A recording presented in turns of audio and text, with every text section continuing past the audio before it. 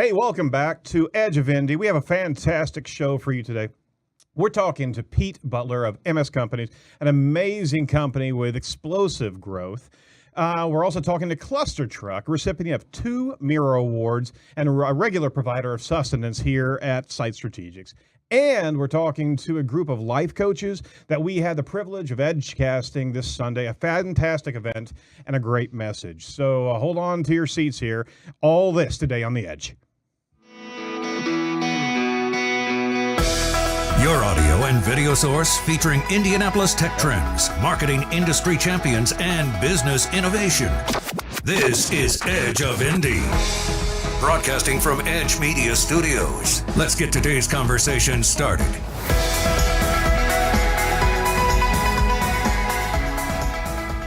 Okay, hey, welcome back to The Edge. You know what I'm going to do right now? I'm actually going to, we have such a great lineup of people here. I'm really thinking I want to feed everybody cookies here. So I am going to place my order for ClusterTruck right now, and we're going to see what happens.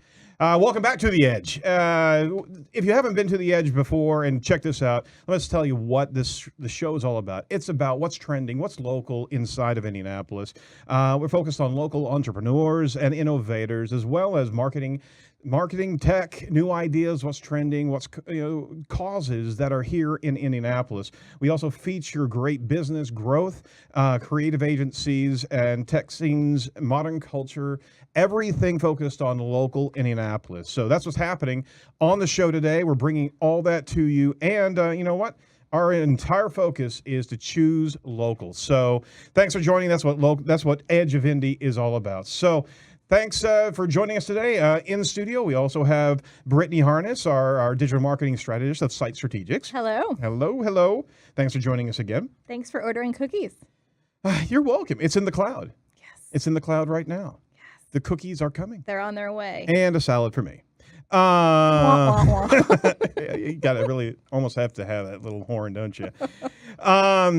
In the studio as well, I want to introduce Pete Butler, founder and CEO of MS Companies. Pete, how are you doing today? Wonderful. Yourself? Very good. Thanks for joining us today. I really appreciate it. Thank you. Hey, we appreciate your time coming on the show. You're the founder and CEO of MS Companies, an Indianapolis-based company.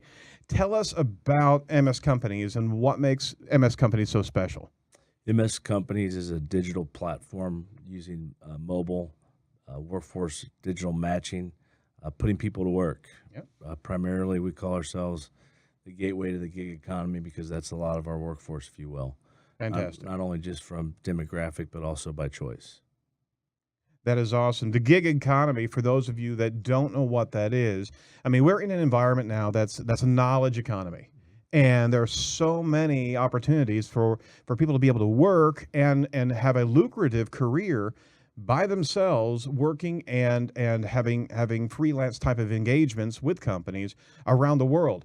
There's a huge endeavor here to be able to raise up that gig economy inside of Indiana and make it a stable work environment for a lot of individuals, not just the freelancers that want to kind of be free and roam and not have that corporate lockdown. But that's also a great opportunity for individuals that have maybe some handicaps that they can't actually get into the workforce conventionally, that this is available to them, right?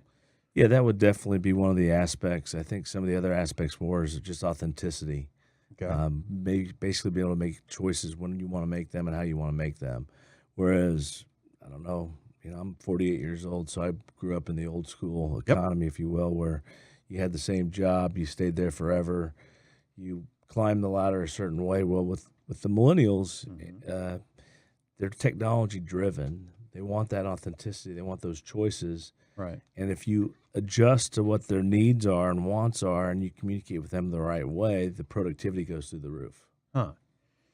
So we're talking about millennials, and I certainly have a number of millennials that work in this organization. Matching those type of needs, matching those type of flexible work environments, those flexible work locations, that just feeds this type of workforce now. And you're right, I'm of the same generation. Is that where I was working? What I've been doing is putting in those 40, 60 hours at the same space, and you're just not in that space anymore. The need for freedom is paramount for the millennial generation, right? Well, not only that, yes, for sure, you hit the nail right on the head. But I think also is when you would hire someone in the past, you would guess a lot. In 6 months, you'd raise your head up and find out if that was a good choice or a bad choice. Right. Whereas you have a certain need. It's kind of like the workforce as a service, similar to software as a service. You don't have to buy the house, Right. the back 40, you can actually rent that, lease that to find out if it's a good match. And if the speed on that is what it typically is, you can capture that in a project ratio versus, every day, all day, every day, if you will. Mm-hmm. And that gives, if you're a business owner, it gives you a way to fix your spend. Right. Takes the guess out of the spend. And then if you're a millennial or a freelancer, it can be any age. I mean, there's a lot of retirees that act like millennials because they want that same choice as well. Sure. So I think there's two sides to the gig economy. We can talk about that later, but it also increases the earning power of the folks. So who's to say as a freelancer, if you have someone that has a certain skill that they can mimic and share thousands of different ways, why shouldn't they get paid for that? Yeah, absolutely. So. Absolutely. All these are touchstones on some solid changes in the work environment now. So MS Companies is rising to meet those needs as you're seeing them. Mm-hmm. And we know of a number of other giggers and gig facilitators, so to speak, such as Torchlight. There's a perfect example. Great company. Absolutely. Your company has grown by more than 87% in the last 2 years. And that's incredible. That's amazing. Give us an idea how you managed to generate that kind of growth, especially touching on the role of the gig economy, because you got to have a true practical model to make it work correctly. I think the key was about 10 years ago, we decided to go to the cloud. And when we went to the cloud, we built a system, which was actually on Salesforce system. Yep. We trashed the other legacy systems we had that were all on islands. We put it all on starting with our sales and service, our CRM, to basically communicate better with our customers. And then we went from there to the full enterprise, the full financial. So what we have all of our information coming from one data bucket.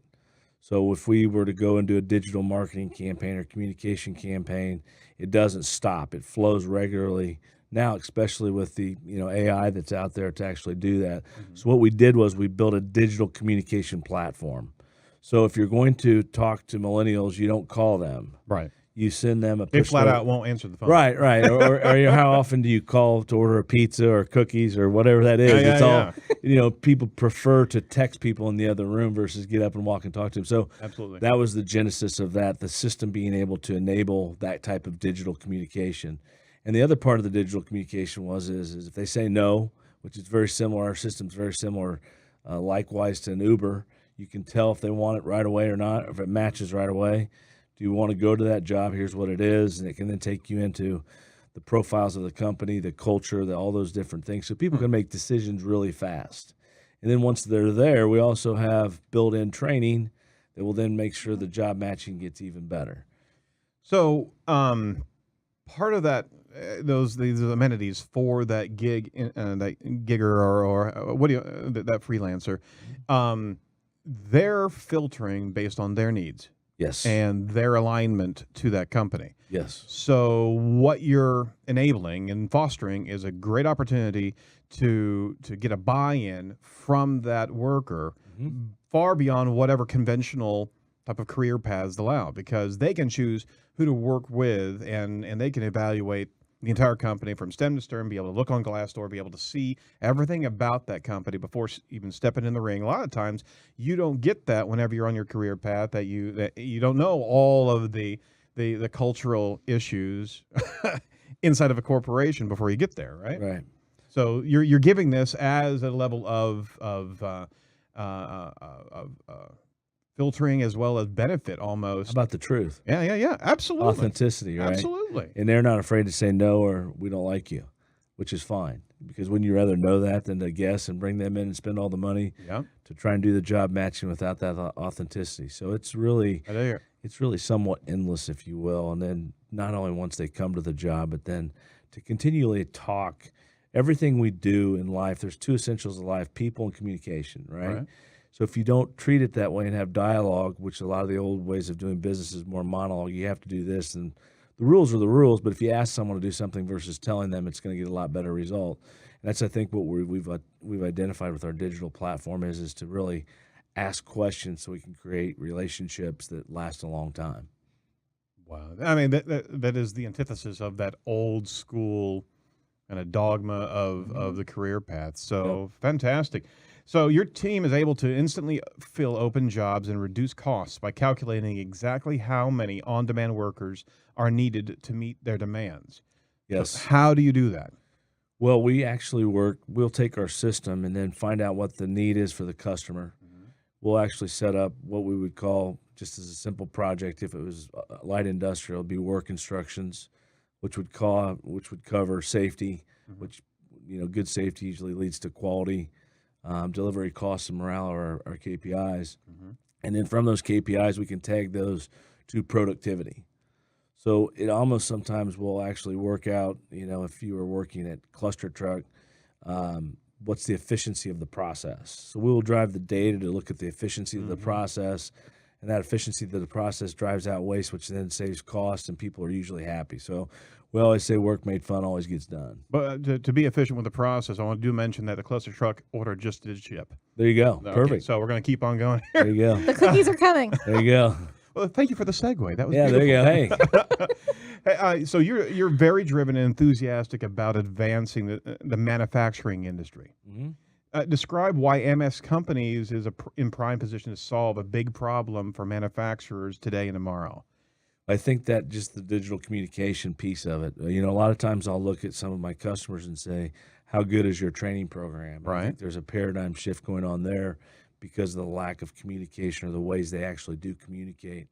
So by doing that part of it it just is the entree of the matching piece on the manufacturing side. A lot of folks just don't need even an associate's degree or a 4-year degree. They need some technical skills.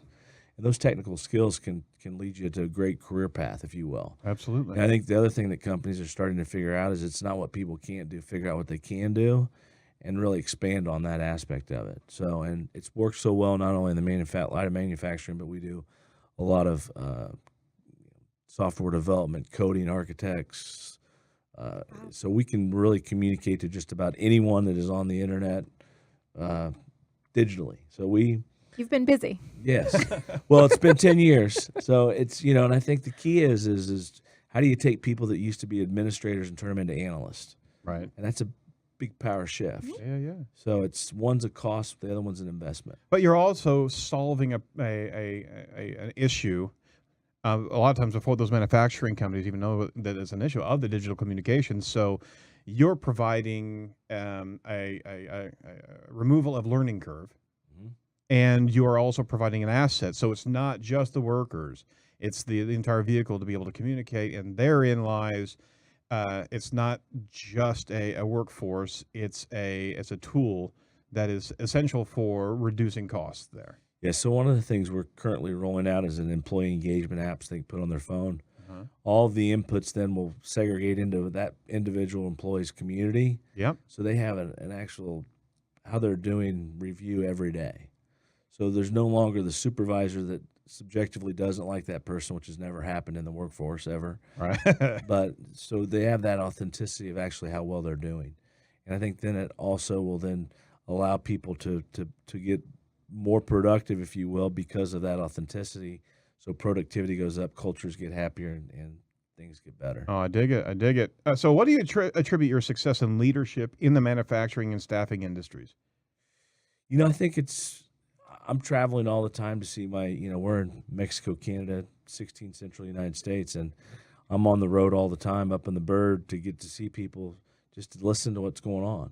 Cool. If you don't listen to your customers, your employees, you're kind of disconnected. So that's my commitment, and I think that creates the authenticity back. So it's really it's what you guys have here with this studio is so cool to me because there's just so many ways to communicate, and that's the essential of everything. And this is an unbelievable tool. So I think the more we can do this, and you can do it on your time where it doesn't, this I'm sure streams all the time would be my guess, and You can look. We're it getting up, there. Whatever. That's the goal. But my point on that is it creates that. It's almost like a push communication piece, and there's so many choices. So I think it just like this lead into what you're doing here. It's the same thing. It's who would have thunk you have done this 10 years ago? Yeah, exactly. Same thing. So I mean, it's where communication need and technology converge, and that's what you're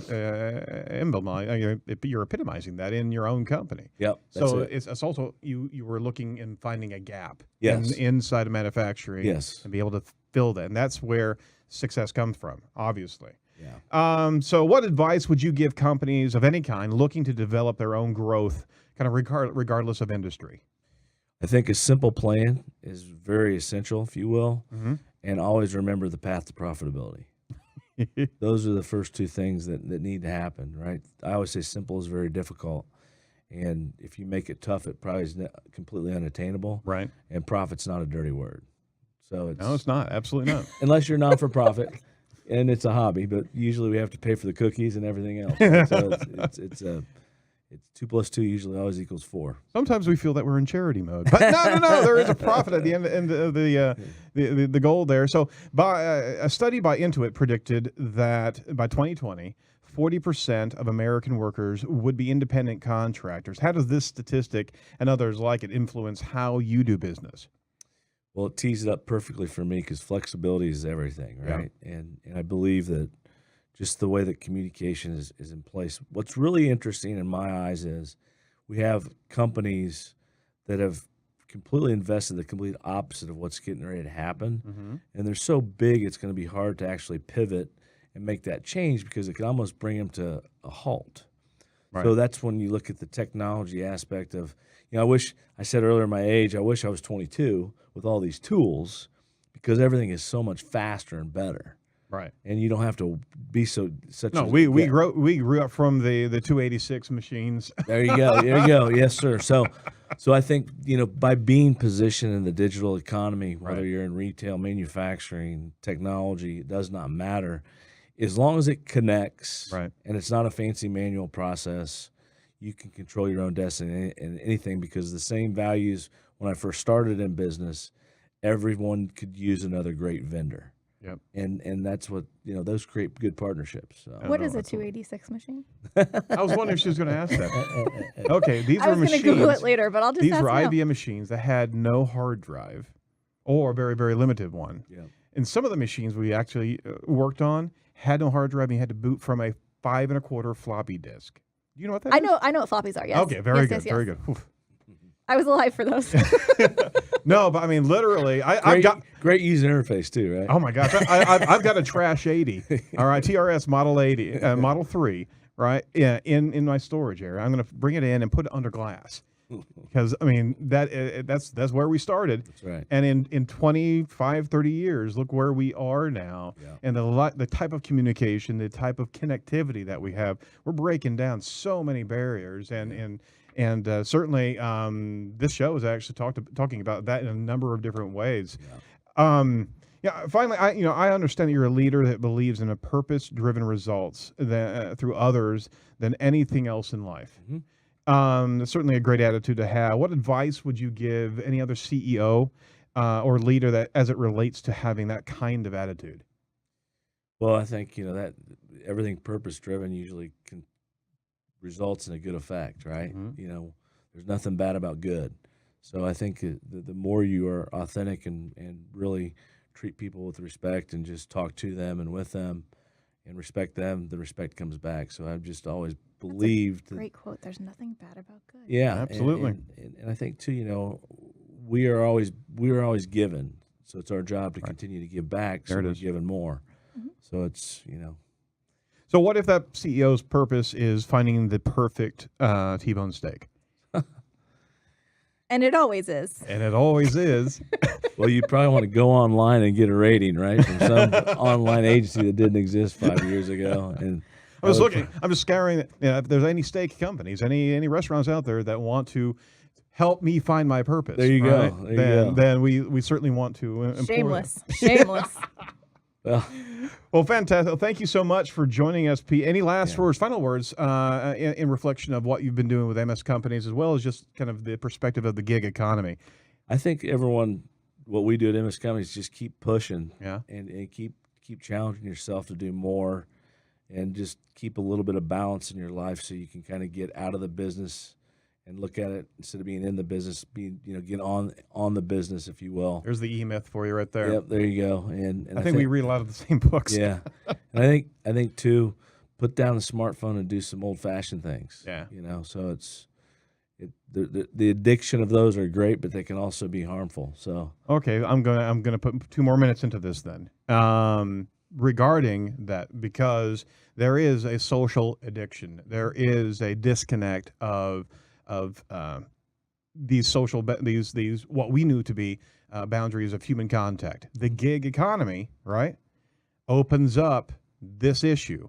More separation from social dynamics, more separation from human contact, no doubt. communication, right? Yeah. How do you challenge, especially somebody being in the pinnacle of that type of communication bridge? How do you make sure that everybody is still getting that same type of cultural connection inside of the organization that they're working for? Or is that something that you're concerned with? Number one, I'm concerned with it for sure. Again, I think the human interaction is the key piece of what they're doing. Absolutely. But I also think if you have boundaries so people know their work is done, then they can put things down and do something else. So I think that's the key piece to that, if you will, is the authenticity I talked about earlier. Is it's not how long you're in the office. It's not the first one there and the last one to leave. It's what's your productivity. And I think the only way you can get that productivity is communicate that message that you cannot be socially addicted to your phone, right? Unless you're going to start dating your phone and doing other things with your phone that you know. Don't put that past a lot of people. Man. It's kind of creepy, but I'm sure there are some romances out there.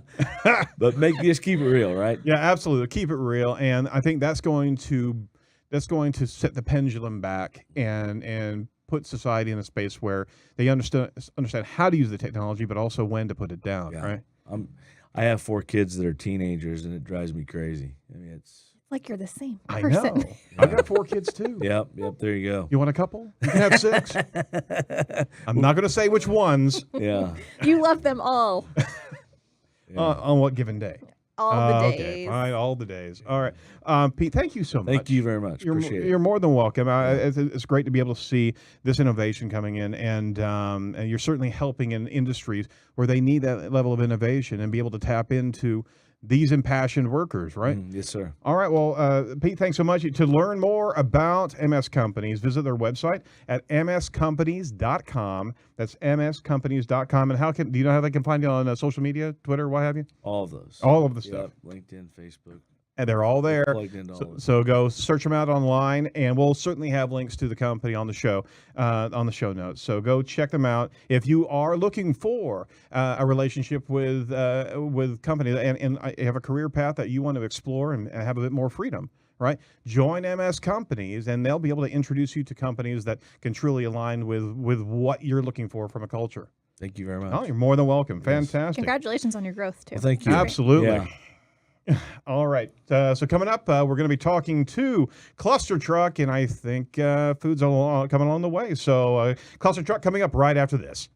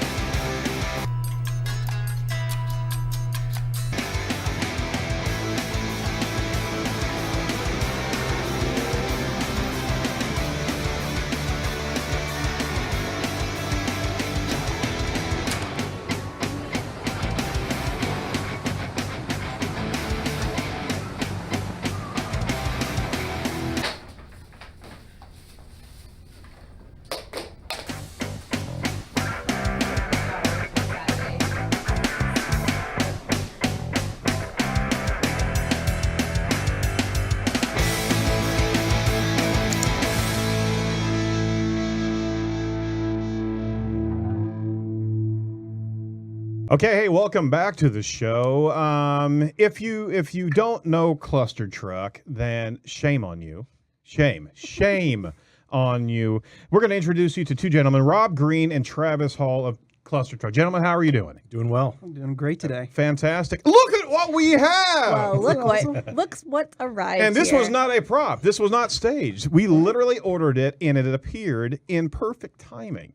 I think Amazing. it was actually hanging out before we were able to close out the last segment, wasn't it? Yeah. That's amazing. Not really. We are huge fans of ClusterTruck. And in fact, your neighbors. Thanks so much for coming over and being on the show today. Oh, thank you for having us on the show. You are more than welcome. Well, first things, congratulations are in order. And Rob and Travis, right? That's correct. Excellent. We understand ClusterTruck had just received 2 Mira Awards. The new startup of the year and innovator of the year. Yeah, that's absolutely right. So we're really grateful for that today. Oh, that's fantastic. For those of you that don't know, Mira Awards are Tech Points Awards for innovation and all things business growth inside of Indianapolis. So it's a fantastic honor to be able to receive an award or even be nominated for that matter. So that's really impressive. Here are some other recent stats and facts about ClusterTruck. Check this out. You recently had a driver hit the amazing benchmark of 100,000 ClusterTruck deliveries. 10,000. 10,000. 10,000? 10,000. Okay. Whoops. Still pretty impressive. There's a goal. There's a goal. Absolutely. 100,000. Yeah. Raise the bar. So 10,000 ClusterTruck deliveries. That seemed kind of high there. We love adding zeros to things, so Fantastic. Well, then 300% of your drivers are in it now. That's We got 30% of your drivers in Indy are actually bike couriers. Yes. And 32 drivers have delivered more than 1,000 orders. That's a huge amount of orders. many to this building. absolutely. I You guys think- got a big red dot on your Oh, building. we literally. In fact, they're starting to ask us what we want for our lunch every day. We're always thinking, the AI in there. First name basis. I just need the ClusterTruck chip. It's just wet wired, and I'll be fine. All that's the fact that anyone who's living under a rock isn't aware of what ClusterTruck is. Give us a brief description of what the service is. Yeah, so we are a food delivery service that we have over 100 menu items, and we have basically virtual food trucks online where you can get food that is made fresh, local, and we're from a from-scratch kitchen. Right. And, what we're out there to solve is a problem where people are wanting good food delivered quickly to them, and so that's ClusterTruck. That's it in a nutshell. Oh, yeah, well, and you basically really need to order food, so to find out what ClusterTruck is. Absolutely. The Let's go ClusterTruck.com. food is fantastic.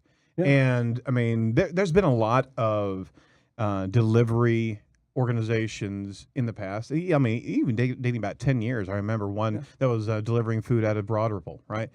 And they were sometimes successful in just a delivery standpoint, but the food was always contingent on the restaurant, right? Right. Your restaurant's right there. You're making everything predominantly from scratch, right? That is absolutely correct. So we have a And- local kitchen, and Right. then basically drivers are coming to that kitchen, opposed to the model where you have drivers going out to a restaurant, Right. then having to find out, where that person is, and they have to collect that order, and then they have to The right order. the right order, Right. absolutely, where they're not upsetting the staff, and then they're trying to then get back to you Right. with that food, and unfortunately the food suffers, and you suffer as Because you're They never waiting know. 6 You're waiting. million hours. They never know where the driver's at, which is the Right. primary problem. The restaurant has no idea who the driver is paired with what order. So sometimes the driver can arrive first, way too efficient. So they're sitting there in the lobby waiting for somebody to cook that food. Yep. Or they cook the food immediately and the driver gets there 30 minutes later. Either way, the driver or the food is going to be waiting. That's mad food at that point in time. It is. It get is not- hangry. a little bit, yeah. So it's you brought it all together, and this was a vision of Chris Baggett, if I'm not mistaken. Yep. It was fantastic, and we're huge fans of of him. We were just talking to Pete Butler, MS Companies, who discussed the role of the gig economy, right? Well, ClusterTruck has a unique business model, particularly as it relates to the gig economy. So can you tell us more about that concept? Yeah, so all of our deliveries are performed by independent contractors, couriers. Like you said, 30% are bike couriers, and we have some of the best bike couriers here in the city. I mean, it's a lifestyle for them. It really is. They love being on the bike, and I hate to pit any groups against each other, but in under 9 blocks, they can beat any car. That's awesome. So we're excited about that, and They're also so polite when they arrive. they like what they So do. nice. It's not like some of the other gig companies. You hate to say it, Uber, Lyft, some of these. People are very unhappy with that. Shots fired. They don't feel. Yeah. Hey, they're our biggest. They were our biggest help in recruiting. I came from that space. I had done it.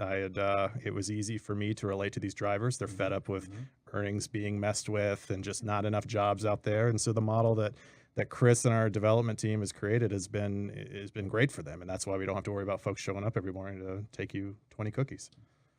Every morning? I don't. Well, You I'll need 20 sign- cookies Let every me morning. sign on that dotted line now. Stop that right now. Wow. But I mean it's created a subculture. These bikers are fantastic, and they got bragging rights on their bags. Those things are cool. And I mean they're digging into this, and there's a personal identity that is tied to the ClusterTruck biking group, let alone just the entire delivery service. I mean, they're very happy delivering this because they're part of a great community inside their organization, right? Yeah, part of our family. Very, very little turnover. I mean, no turnover really. I mean, like you said, the 68 people have made 99% of our deliveries in the last year, which is incredible when you think about companies like Uber who spend millions of dollars to combat the turnover because people are just fed up and go elsewhere. They're looking for another gig that fits their life. Where with us, it's a fair system. It's very transparent. They know if they get in the day that they're going to make a certain amount of money, and they like that, and that's why they show up every day. We have a Facebook a follower asking, when will ClusterTruck deliver out to North Carolina? Oh, So we're eyeing some places out there. Yeah, maybe so sooner stay tuned. than we think. So getting into that space right there about growth, because you do have a proximal issue. You've got to be able to, especially with the food staying fresh, man, there's a delivery radius, right? Yeah. So what is that radius, and what does that business model look like? Yeah, so we predominantly try to stay within around a 3-mile radius of wherever our kitchen location's at. And so, and even when we go into other locations, we try to keep that roughly within around a 10-minute delivery. So we don't necessarily want to go outside that because we don't want to have the food suffer for the customer. And so, as we continue to grow and expand, we'll look for other opportunities there. So, and Start looking in Broad Ripple, okay? little plug there. Right? I'll give you my address later, and then you can be within 3 miles of that address. That would be fine. That's right. It's a great location up there. Nothing biased about that comment whatsoever. I support the Broad Ripple community. I see what you did there. Wow. So growth opportunities, where are you targeting? Yeah, we've got a couple of opportunities out there. We're looking over at Columbus, Ohio, Cleveland, potentially Kansas over in City. Denver, Kansas City. So those are some of our big hot topics that we're going to locations that we're going to be hitting here very, very soon. So be on the lookout, because especially if you're in those locations, we're always looking for beta users. So sign up, potentially get a free meal out of it. Chris just chimed in, quotes, proximal radius. Did I actually say that? I guess I did, didn't I? Thanks for chiming in, Chris. Appreciate it. So you have really focused on this gig economy connection, and you really aim at treating drivers with fairness and respect, and that's you're not finding that in other gigs like you're talking about. I mean, you don't over recruit, right? And you ensure that drivers are rewarded with more work. Yeah. So tell us about how you came to embracing this philosophy and developing that culture. Well, when you look at other gig companies out there, I think there's a level of just being tone deaf. They don't really understand that, like the previous guest talked about, just having that level of choice that's out there. If you're Uber and you're talking about, the latest commercial that they did talking about get your side hustle on, like, like you only exist to make Uber money, and there's just, there's something a little off about that. And, the folks that work for us, everything that we think about is to get them more jobs per hour, because if you get them more jobs per hour, that means you're getting to the customer faster. The food is better, higher quality. And that you don't have to worry about those things like constantly recruiting and filling gaps from folks that just are fed up with you and want to go elsewhere. You look at food delivery, it's kind of a final mile service, but within that, other services have that other final mile of the final mile. Like, I've got to go park my car. Do I risk getting a ticket, put the flashers on, double park, run up and try to get past gatekeepers and door codes and take it up to the 35th floor of, Salesforce Tower? I mean, those are the things that enter into your mind and reduce the number of runs per hour that other gig drivers would typically face with other services. Well, that's awesome. And you see this growing. You see these families. I mean, literally, instead of franchises, I realize they're not doing franchise deployment, but you are literally incubating families in these different regions everywhere you go, right? Is that the concept? Is that this gig group? I mean, if you're going into Broad Ripple, right? You're going to have do it. you're gonna build a family of giggers that aren't. I mean, the gig concept traditionally, conventionally, is about that internet worker that can actually work on projects from the knowledge side of things. These people these are feet or tires on the ground, moving, and this is almost a landlocked type of gig economy, but. I mean, but you're leading with respect and leading with great family concepts, right? And I mean, I can only imagine that the retention of these workers is fantastic. The turnover is probably very low percentages, all things considered. The turnover that we've had has always been, I graduated from IUPUI and I just got a job elsewhere. This was I've moved on to something else. It's never been, I've gotten fed up with this. And that really makes us feel good in what we do when we see there. We walk in and we park and we pass everybody every single morning, and folks are there even before we start cooking orders. And they say hello to you, they talk with you, they feel like they have access. You listen to their ideas. That some of our best ideas and how we've improved the system have come from them. Really, and they're just that's incredible right there. Yes. And you don't get that with other services where you get passed off to some automated system for a response. If you have a question about the way the technology works, the way the app works, I mean, you actually get a real person with us if you have a question with tech support for how your delivery app is working. I saw the nicest thing yesterday. This is no joke. You're a neighbor. We are right down the street from you. I drove by. There were 3 bikers outside with their, getting their bags situated. I was driving by. They gave each other a 3-way high five, and then they all deployed and went their separate directions. I was like, that is amazing. Oh, that is pretty It cool. was like the nicest. I made me teary-eyed, watching a commercial. I was like, oh my God, they're friends, and they're going to go deliver their food, and everybody's excited. It was so nice to see that, though. I was like, oh my, that's perfect timing. Yeah. Oh, that's fantastic. You should orchestrate that every day. Should have done a video, You need cameras. You need cameras everywhere. We can help there. Anyway, so ClusterTruck celebrated its 1-year anniversary this month, and you've opened a second location in Bloomington in late February, right? Yeah. And you're working on the 3rd in Columbus, in Ohio, with at least 3 more kitchens following by the end of the year. That's fantastic growth. It really is. And, I mean, Indiana's proud of you, but on top of everything else, you're bringing an economy to an environment that people can plug into, and the quality of the food is fantastic. So I got to ask, and one of our Facebook listeners or our watchers are asking, what is your favorite item on the menu that you provide? This is must-know information. Breakfast burrito, I hate to say. Breakfast burrito. I haven't had that one yet. Oh man, you got to get the breakfast burrito. If you've never had the breakfast burrito, I mean it's huge. Breakfast burrito. So it could be breakfast and lunch burrito? Yeah, absolutely. Okay. I mean, no, because then you wouldn't be able to order the lunch menu. Oh, that's true. I mean, so you got to suffer through it. Yeah, power absolutely. Mine's actually one of the pad thai. I love the pad thai. Oh, yeah, I'm a big fan of pad thai. Oh. I really am. I got to try that out then. It's killer. Huh?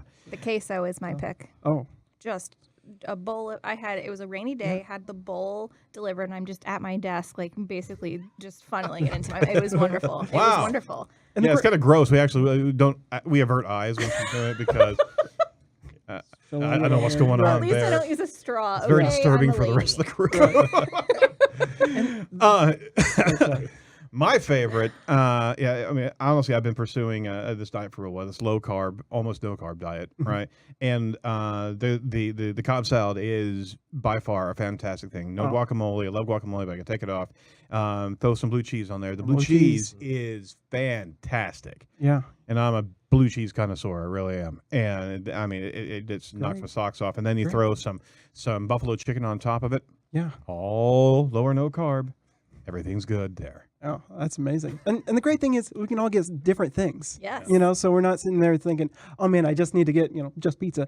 But, maybe we need, somebody wants to have tacos and somebody else wants pad thai. Another person wants, the queso dip. And, another person's like, you know what, today I really got to have a salad. And, that was the great thing, about with ClusterTruck, and it's all from scratch. So you're not sitting there having, deal with any bad quality of the food. So that's what we really, really, strive for. Oh, wow. Yeah. Well, on Facebook, Chris Baggett says mug, the original mug. Oh, the mug. Oh, my goodness. The mug burger. Yeah. Yes. And the great thing about the mug that is from Tyner Pond Farm, and that's a local farm here in Indiana. And so, it's, you got to put a plug there. Oh, fantastic. We got pad thai, pizza and salads. People are just chiming in on their favorite menus. Baby kale salad, baby kale. Hey, Cobb. Very cool. We're going to vote for the Cobb. And Savannah Smokehouse grilled cheese. Oh, Yeah. What? That sandwich is huge, and I mean, you've got the grilled cheese, but it has the macaroni, and you've got the pulled pork, and just all mashed together. I mean, you just what have I been doing with my life?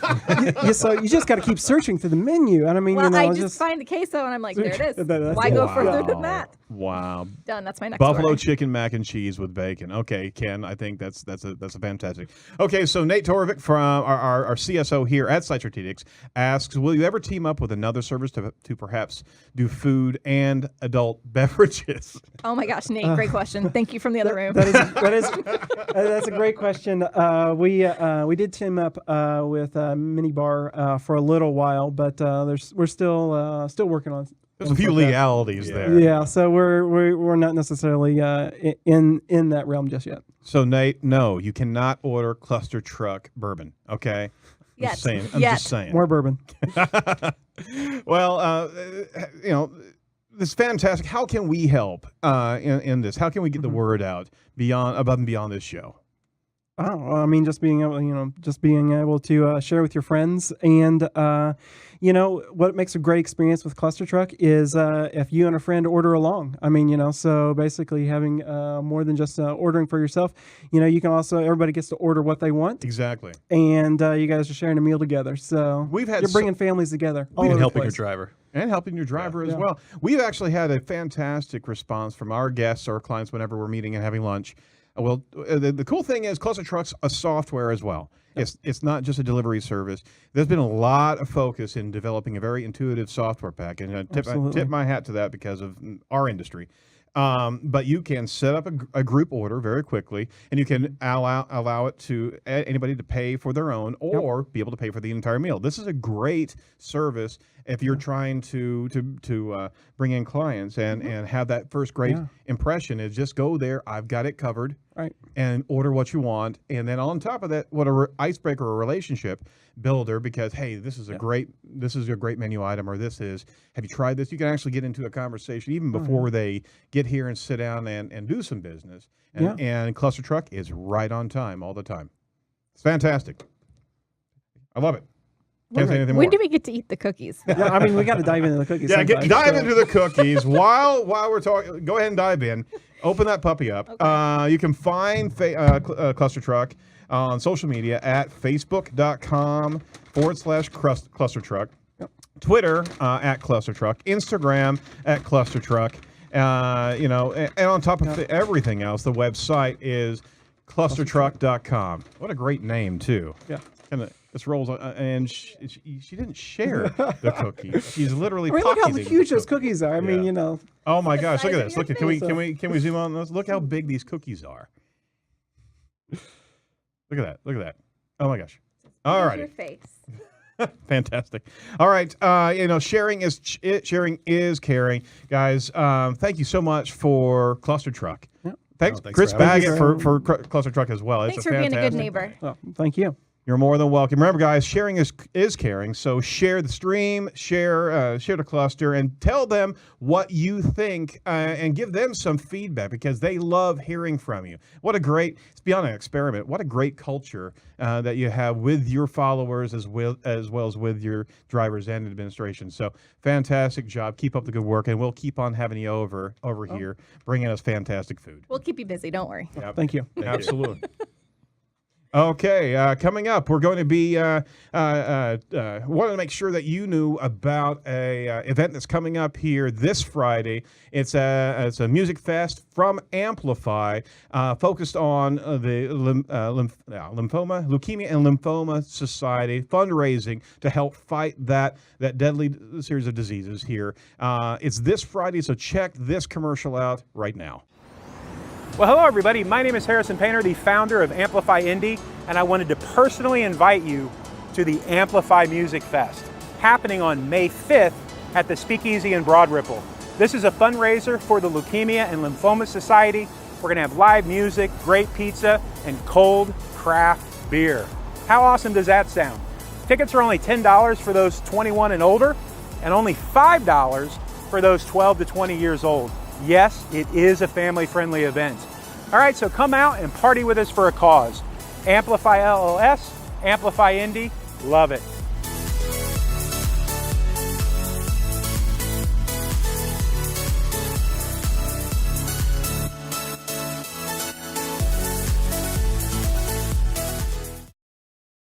Okay, hey, we're back, and we wanted to finish up our show today with a special focus on some activities that Edge Media Studios actually were honored to be part of this past Sunday.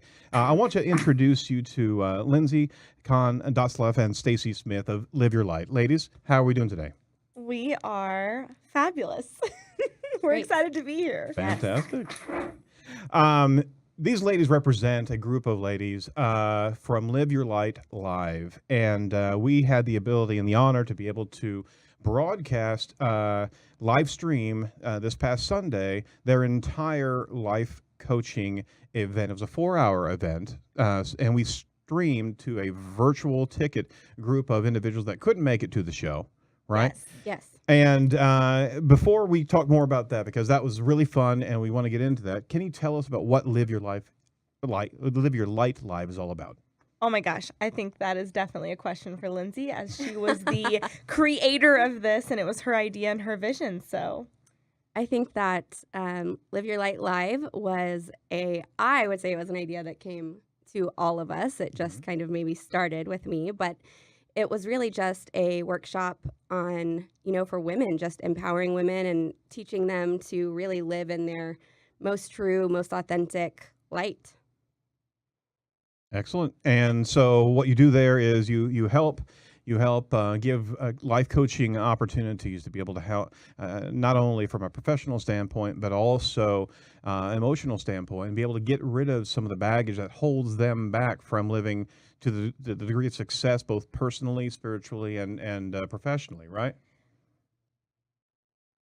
well, I would say, I think there's almost, for me anyways, with the work that I do with my clients, sometimes a misconception, because it's not always just about the baggage, but just about learning tools on how to kind of make shortcuts in your mind and how to actually use your mind to your advantage, because our minds are extremely powerful. Right. And I always like to give the example, it's like if you don't manage your mind, it's like having children unsupervised running around. And if you give them tasks and, put it to work, then it can do some really awesome, amazing, creative things. Absolutely. So it's really just creating those shortcuts to use your mind really powerfully for you. A key concept, a neat concept that was repeated through all the presenters was the negative committee. Yeah. And a key concept Yes. of allowing your negative committee in the back of your mind to really kind of suck the wind out of your sails or kibosh you or sandbag you before you could even start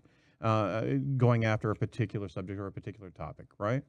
Oh, yeah. I mean, our brains are created to protect us and keep us out of any sort of discomfort, and all growth requires discomfort. So it's kind of this catch-22 that I find with a lot of entrepreneurs, where they really want to create a life of their dreams, but then they go to achieve it and find out, oh my gosh, like there's so much I'm going to have to overcome. And the entire time the negative committee is in there saying, you can't do it, it'll never work. And so That's really great. Yeah, it's very hard to overcome it. I have that. I know them. I know We all have it. Yeah. There's a lot of hearts happening on the live stream right now. A lot of your friends, a lot of people that you work with, and clients of yours are jumping on. So fantastic! Yay. So you've all met each other, and you've had relationships with a number of these other life coaches that presented at Live Your Life Live. How did you get to know them? And perhaps we could possibly bring them on. Nope. All righty. We don't have Lindsay, but do we? Oh no! Oh, all right. Very good. Well, we're going to see if we can get them back a little bit here in a second. So how did you meet them actually? Oh my gosh. So I think how we met each other is we are all in a mastermind together called Diva Business School that I run. And we've all been working together through that for 80-something weeks. So a while. Yes. That's We are all fantastic. clients of Stacy's and have developed our businesses with her, and have developed a just super close friendship as well, which you probably witnessed at the live event on Sunday. Yeah. Just a little bit. One of the things that I firmly believe, and I think all of the girls have so graciously adopted, is this kind of girl power thing of when you're an entrepreneur and you have a dream and you want to do something, sometimes not everybody in your family and your friends are on board to support you in that because of their own discomforts or because they don't see your vision and they're unsure of what you're even trying to do. So to find a group of core women that have your back all the time, and as one of us becomes more and more successful, we lift the others up, and then the others help us be more successful. And so it's this really beautiful co-creation space that we sort of live in together, and we have become very deep, close, personal friends. That's through really that hard process. to find. That must be really rewarding. Well, and I should valuable. add That's that I hard. think that the friends and family, they're not doing it to be mean. They think they're doing it to protect you, right? Like they don't want you to get involved in something that's not going to work, or they don't want to see you or it's unpredictable. upset. Yeah, Exactly. Or even sometimes it's just that they're not entrepreneurs. So like it's different when you work a 9-to-5 job and you get to come home and turn your mind off. And one of the things that, for me at least, my mind is always going on. And sometimes my best business hours are from midnight to 2 a.m. Yes. Definitely. It's a different kind of life. So it's good to have that close-knit collective to help support you through that. Absolutely. You have to have backup, and you have to have a group of trusted people that you can bounce ideas off of without fear of judgment. And I mean, in today's society, with so many people behind their smartphones and not really engaged regularly, I mean, social media has its own level of engagement. No offense to anybody who's watching the stream, obviously. Yeah, we love you watching the screen. Absolutely. But all right. But at the same time, there are distances and disconnects in today's society, and you need that type of reference, that backing more than ever in today's society. So, I mean, we've been talking about gig society the entire show today, and what you represent is almost a counterbalance to a lot of removal of personal communication and trust that's in today's society, you know? Yes. Like how we did that? That was beautiful. Thank you. It's like, it was like a poem. I do think that's definitely one of the things I talked about in my coaching part of the Live Your Light Live event is that now more than ever, because social media is amazing, it makes everybody at our fingertips, but almost because everybody's at our fingertips, we lose that personal connection, and also we lose perspective on that relationship because we think, we already know everything that's going on in their life, we don't need to reach out to them. And so a lot of people now are craving that close personal connection, that authentic connection. They want to feel important. Like, I think that as a business owner, as just a person, if you impact and influence someone, all you have to do that is make them feel special, care about them, and listen to them and be present for them. And that's something Bring them that cookies. Bring them cookies. See, it's a thing. Cookies. Right? Like, where are they? They're sitting over there. I mean, we're getting some, right? We Before were watching leave. the whole Yes. time. Like, they just took the cookies right in. Not okay. Well, we had to make sure this was going to be a good show. So it's much more, you know. You wanted to make sure we didn't have chocolate chips in I'll our give teeth, you the right? cookies as long as we have a good Cookies the show. reward. Okay, got it. Well, I mean, there's a lot of people chiming in, and Stephanie Baylor actually says, finding your tribe. Finding your tribe is absolutely essential, and not only social media tribe, but also the personal tribe, that personal Your life tribe. your life Yeah. tribe. Oh, Absolutely, I love that. live your life. See, I could have worn black and been a part of this too. Yes. You are a part of it, girlfriend. Doing what you're doing now. You are part of it. The Yes. yellow scarf. I'm digging it. Thank you. Yeah. So what I did want to do is, and maybe after, we're going to show you a little bit of what we were able to cover at this event, and hopefully we'll be able to get Lindsay back on the line. And we haven't here. seen this. So You I'm haven't so seen this at all. No. Oh, I'm so So to excited. tell you what we did, Edgecast came out, Edge Media Studios come out, and part of what we do as the studio is go out and it's part of one of our products is going out and live streaming an entire event with our multi-camera, multi-production type of vehicle, right? So we out there, and when there's a crew of us that go out and we set the stage to really give you a good production, a good sense of value, and it's another level of that live social audience, that you know, the new media audience engagement. So there was a lot of interaction during the stream, a lot of people that really was so fun. That was my favorite part, I think. It was really neat. Yes. well, there was this was valuable in a whole other way to the people that couldn't be at the event, and there was a lot of great comments about everybody's story, and every presenter that got on there presented a very powerful message. So we're going to go ahead and tee that up and have a look at this. This is a pretty cool video.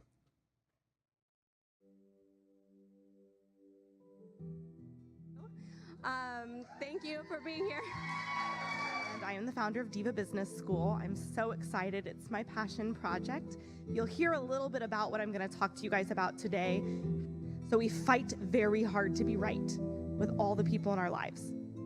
And we also fight very hard to be right about our situations in life. Argument with someone. What's amazing about that is if you're wrong, then there's a chance for it to be fixed. There's a chance. So really what I want to talk to you about is a little bit about my personal journey. I knew from this calling inside of myself that there was always something bigger for me to do in my life. But knowing that, you know what? I know that what it has done for me, it has changed my life, and I know that this is it. This is The thing is that the definition of authenticity is different for everyone. So I actually had to take a step back and think, no, actually, I feel less stressed now than I have in a long time. And I think it's been the most amazing thing that's happened to me in a long time. It's like, you know what? Like, I just had to make the decision to start. See, so that was a big struggle and a big obstacle for me to come over personally. So to really share myself and my journey, I had to let people know and see my true authentic self. But imagine if you just let that door open and you just let it come through. And then I'd get into it 6 months and I'd be like, oh, this is just not it. I just don't know what it is. I know I'm meant to do something more, but I just don't know what it is. And from there, I started to develop so much change in my life and my mentality and how I was showing up in the world and all of these things. And I really want you all to take away from what I'm talking about today is that this person is just it's a constant journey, right? Who I want to be in a year from now may be different than who I want to be 5 years from now. And it's just that way as well. Like, we really are here to experience these deep emotions, whether they feel good or bad. We're here to really experience them, and we would love to have you come. But just thank you guys for being here. This has been such an incredible day, and we just love you all so much for being here. So thank you. All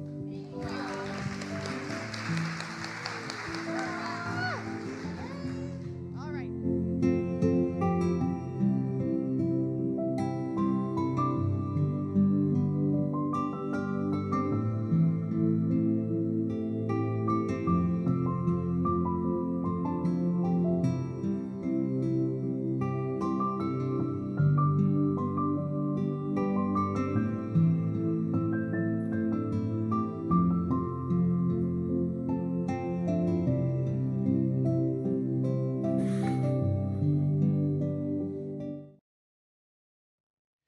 Okay, I sprung that on you, and I'm sorry I didn't give that to you before. How are we doing, ladies?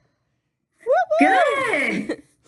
Fantastic, fantastic. So we got a bit of emotion on the Facebook page, and certainly in studio. So thank you so much for the ability to share your story and be able to put a particular unique presentation to it. But why don't we introduce the ladies that are here with us? Stacy, go ahead and introduce everybody.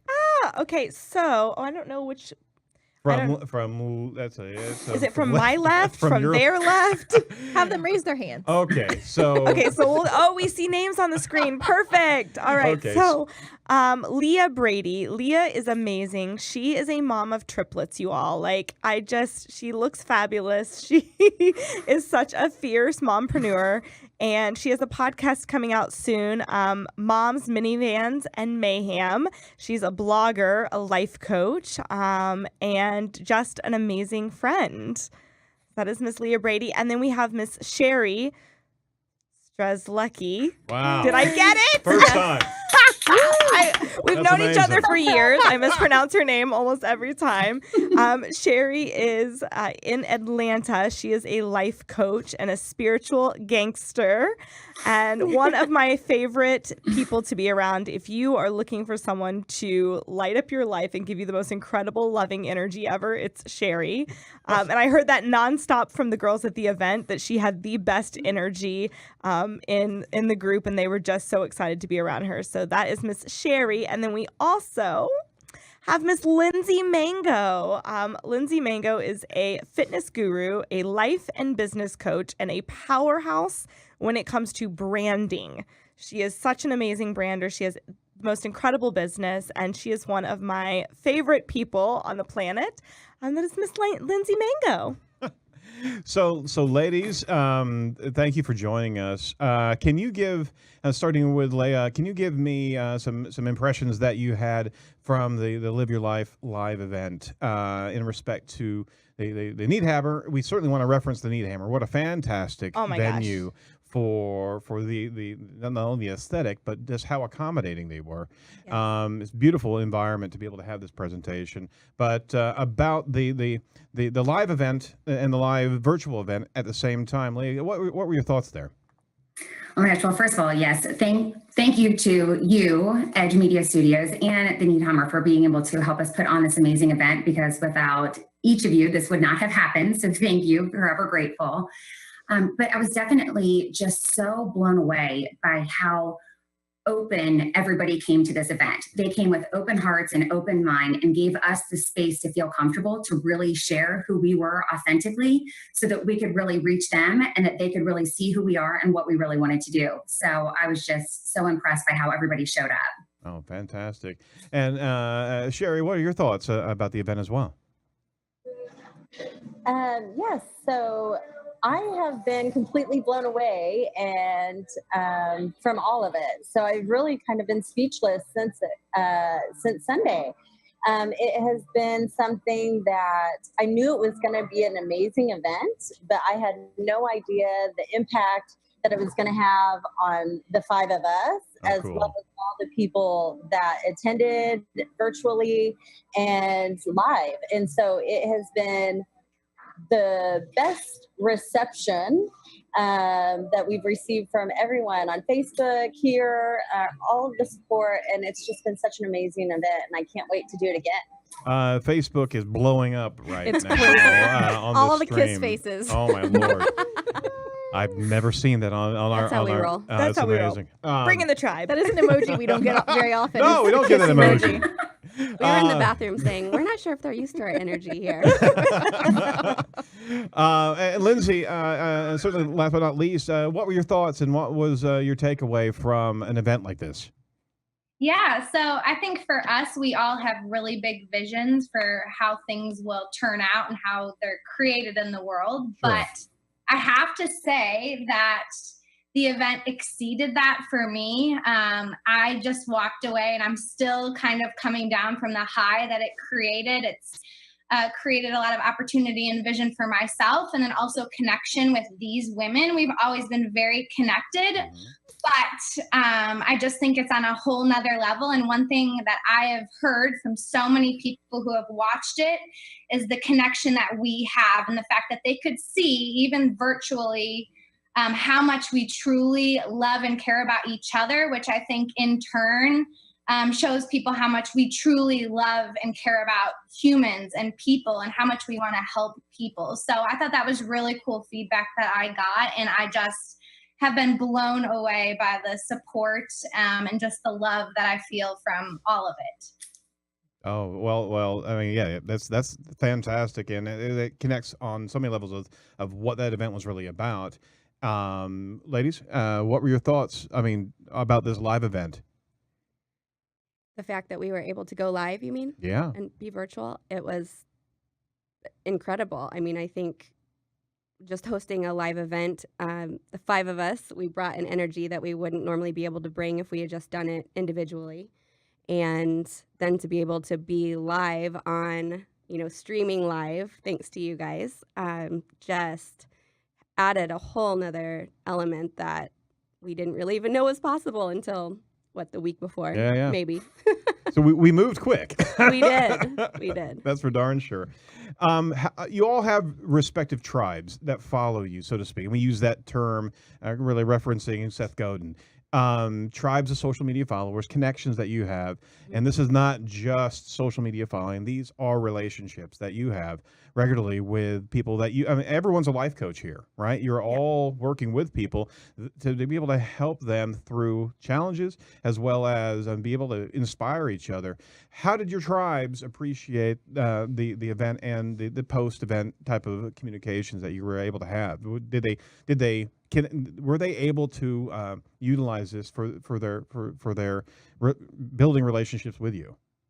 Oh my gosh, yeah. So I thought what was awesome is that for the live event, I actually had clients come all the way from Michigan, from 4 hours away, 3 hours away to come to the live event. Yeah. But then I also had people watching from hours and hours and hours away through the live cast. And what was so awesome is that, for me anyways, what meant the most was hearing my clients talk about how blown away they were by my clients, right? Awesome. From all the other Yeah. girls, and saying I was just so blown away. And a lot of them are in the Mastermind Diva Business School with us. So they talk to us every single week.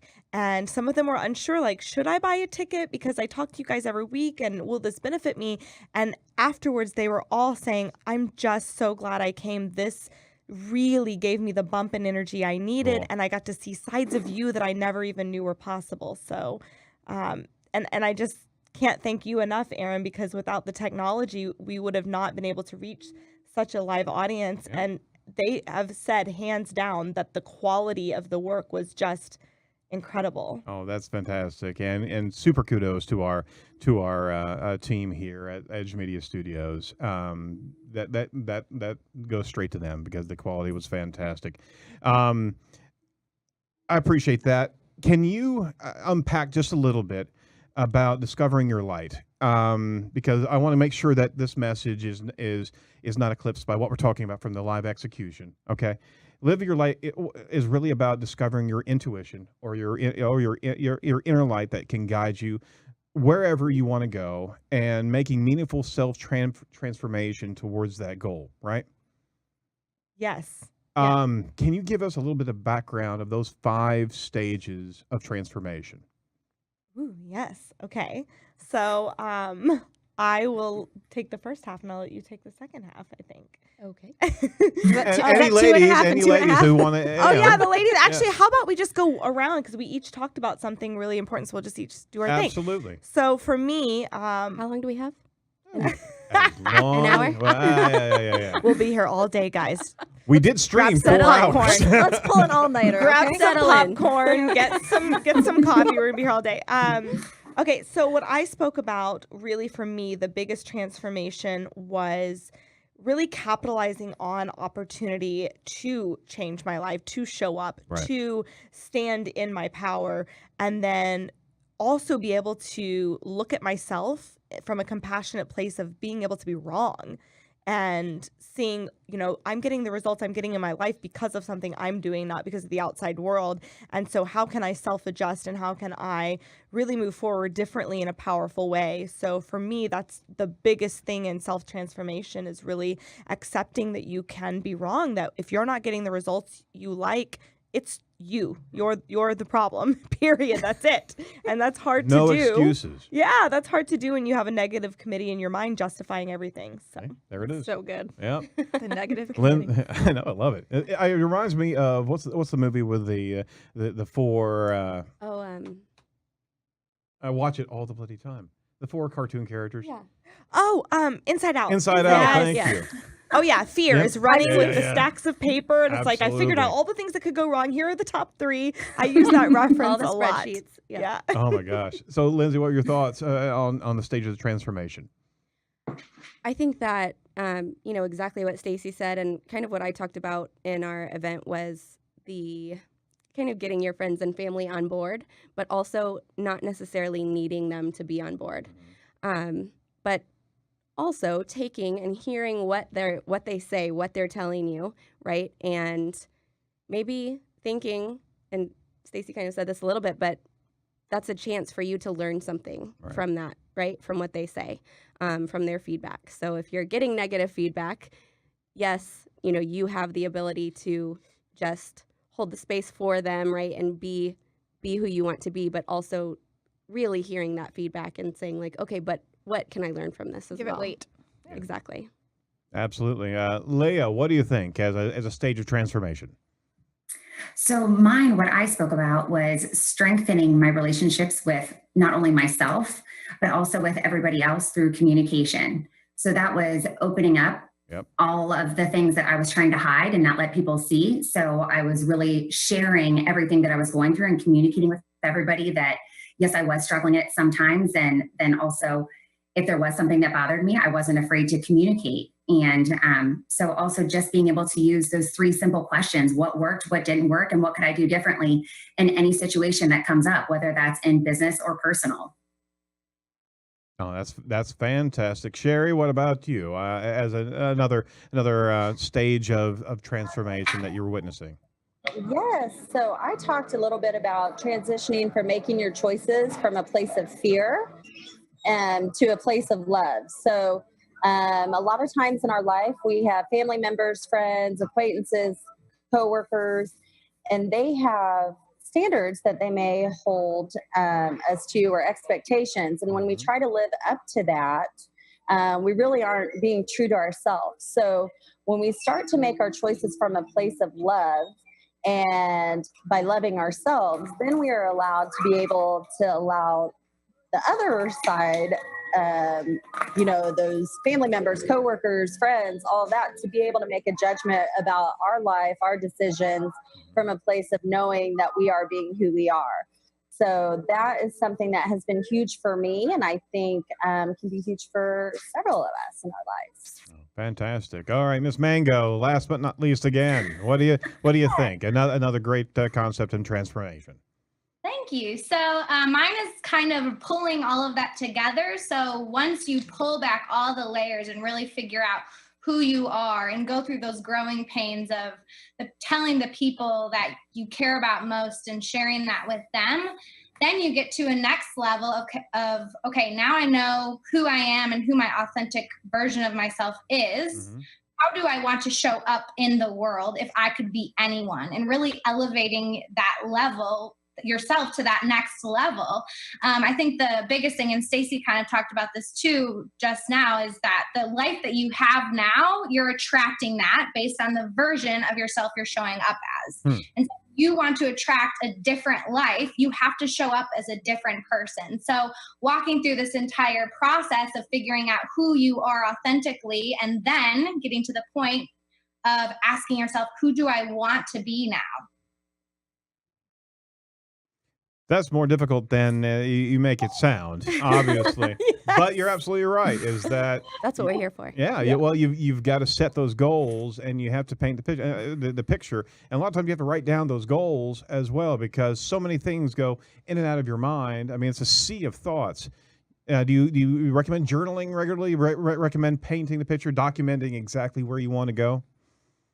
Absolutely. I think that the vision can consistently change. So for me, it's something that I'm constantly thinking about. I'm constantly journaling on. One of the things that I'll never forget Stacey had me do, it was for Christmas. She had gotten me a journal, and she told me to journal as if I was 1 year ahead from this current date and journal from that space, because that puts you in that mind frame of where do I want to be in a year and what does that look like? And not just from a giant goal perspective. We're talking what is your life like when you wake up every single morning? What are your daily habits? And it really puts you in that mind frame of what does life look like 1 year from now?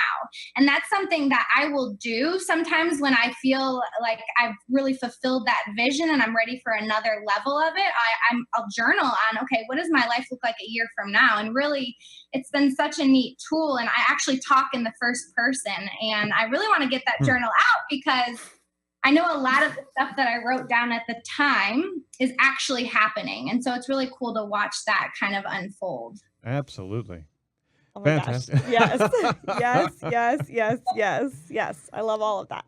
Can we keep them? Absolutely. Hey, they're right there. They're not going away. So to wrap up, obviously it was a unique experience of just getting all five of you together to be able to speak to your respective audiences. On top of that, to be able to broadcast this to the degree of quality that you were able to certainly connected to your mission. Right, as opposed to a live stream smartphone. Right, this is a whole different dynamic.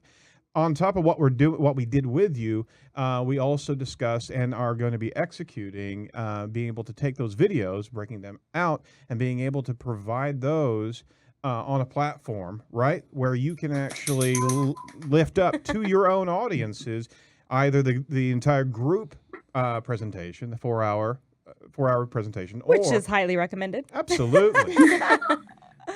Because you do see the dynamic between each and every, the entire group of individuals. And on top of that, we'll break it up and be able to have each and every one of the life coach videos as well able to be purchased. Point is that you would not be able to do that with a smartphone either. So this kind of defines this technology a bit, is that there's so many different areas in which this product can then be brought forth and be able to be utilized. So your message, right, is going to be able to be in people's hands regularly.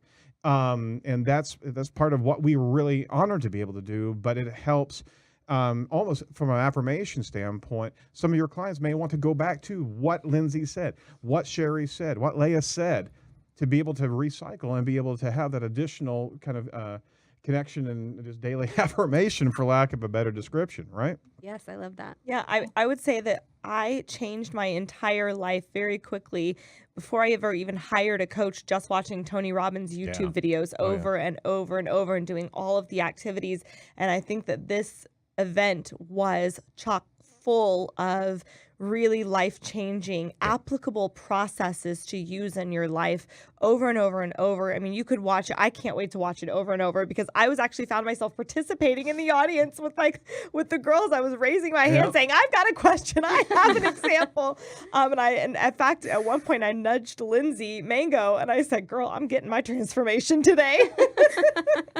So yeah, I definitely think it would be worth the investment. You think about people having access to you when they need you. So if somebody's up at 3 a.m. and needs a pick me up at 3 a.m., they don't have to call you now. They have access to you. Yeah, by the way, we build apps as well. I know. I was just thinking that. I'm like, oh my gosh, we need a Live Your Light app. I know people who can help you with that. It just so happens we do that too. Okay, so to finish up, what key message do you want to deliver to the Edge of Indy audience today? Ooh, this one's that stumped me a little bit. Here's what I would say. For people that don't know your mission and don't know what honestly, what transformation means and what it means to live your life, how do they get started, and what would be the first steps to be able to try to find the light? Yeah. Okay, so I think for me, I'm hearing poltergeist in my head now. Go to the light. Don't stay away. Oh, sorry. Go ahead. So I think not that kind of light. Not that kind of light. No. Good light. I think for me, if I could boil it down into all of its simplicity, it's two things.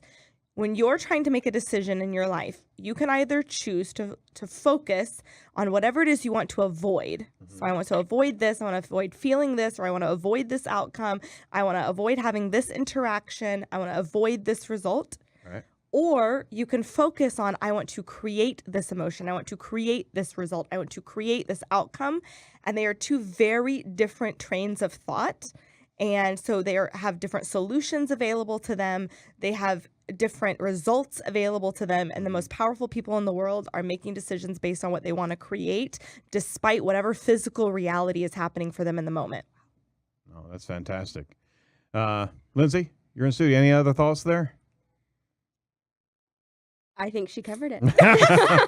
I got so involved in that message that I just was not expecting you to call on me. But yeah, I think that's true. I think actually what was going through my mind when she said that is I was thinking about when, I don't know if you've heard this, but when you're in a car accident, how they tell you to actually look where you want to go, right? Not where you think you're going to go, right? Which is possibly to crash into whatever's in front of you. Yep. You know, to look over to the side where you want to go. Okay, so do you have like 10 seconds that we could actually tell this story? Because I think it'd be so powerful for your viewers. Absolutely. So my life coach, Melanie Layer, was teaching on a mastermind once, and it was on a Saturday. And she taught this thing. She said, you know, when you're in a car accident, they always say, like, what do you focus on? If you're gonna drive right into a tree, most people focus on the tree. Right. And she said, what you've got to do is you've got to focus on where you want to go instead, because wherever you look, the car goes. And so the very next day, I was driving up from Louisville to Indianapolis to go to a concert, and there was a one-lane construction traffic, and there was a pileup that almost happened, and I just happened to have that in the seconds before I impacted and rear-ended someone. I heard her in my head, and I just happened to look away, and I missed the car by, it must have been a millimeter. Oh. And I would have hit them going 50 miles an hour. It would have been a really dramatic accident, and I said, that really, like, that is when life coaching actually saves your life. Wow. And then it happened to her on the way from Louisville to Indianapolis with her kids in the car. She remembered me telling that story, and it hit her in the moment, and she veered and just somehow, by the grace of God, just missed the car. And their entire family is safe now because of that. Be careful on that drive, right? I know. It's treacherous. People drive crazy in between those. You can also use that in your life, right? So instead on of any focusing on any road, a road of life, instead of focusing on where you don't want to go, absolutely, right? You focus on what you want, what you, like Stacey was saying, what you want to create, where you want to go in your life instead of what you're trying to avoid. I think that's the key message, ladies. The remote ladies, would you agree there? Nah, still undeciding. Very cool. Well, collectively, ladies, would you be willing to do this again in the future? Absolutely. Yes. Oh, like next weekend. Can't wait. No. Maybe in 6 months, but yeah, it's going to be, this is definitely something I think we're all committed to because of how impactful it was. Very cool. Very cool. Well, Edge Media Studios will stand by whenever you guys are ready to be able to do that. That was really a great experience, and we're proud of what we were able to create for you as well. And the message was certainly in alignment with what we believe here at Site Strategics. So thank you for being able to reaching out, because you saw us over the verge. Thanks for reaching out and allowing us to be part of this message as well. Yes, thank you. No, you're more than welcome. So how do they get a hold of? We're going to post all your Facebook pages on our show notes. But is there a Live Your Light Live main site that we go to, or do we've got a lot of websites, I know, and we're going to post them all. I think the Live Your Light Live Facebook page is the best way to join the whole group, and then from there, I don't know about everybody else, but I love when people privately friend request me. I love that interaction on Facebook, and then we all have our own websites as well, which will all be posted on the Facebook page. Yep. Very good, very good. Well, thank you so much, everybody, for being part of this show. And again, it was truly an honor, and we really enjoyed being able to be part of that message. Thank you so much. Thank you. You're more than welcome. All right, what a great show. We hope everybody out there learned a little, developed an appetite, and is anxious to connect with. We got cookies. We will get into the cookies, I promise. And it's happening. hopefully everyone's anxious to connect with some great talent that we've able to feature today. Be able to see everybody's information on the show notes when the podcast gets posted, and certainly comment inside the Facebook and share, because sharing is caring. Thank you very much to all the guests as going through them. Pete Butler of MS Companies on the gig side of things, Rod Green and Travis Hall of ClusterTruck. You've got to order ClusterTruck. Lindsay Kahn-Dotzloff and Stacy Smith of Live Your Light, and the folks over at Amplify. Make sure you go check out that music fest. They got cheap tickets. They've got 3 concerts. There's a magician. There's a magician for the kids. Bring the kids. This is kid friendly. So go check out there and fundraise for the fight against leukemia and lymphoma. All right, this is Aaron Sparks checking off another one of the Edge of Indy's great episodes. Be sure to stay tuned next week as we're diving into some great stories as well. Take care, and remember to choose local, and choose local often. Bye-bye.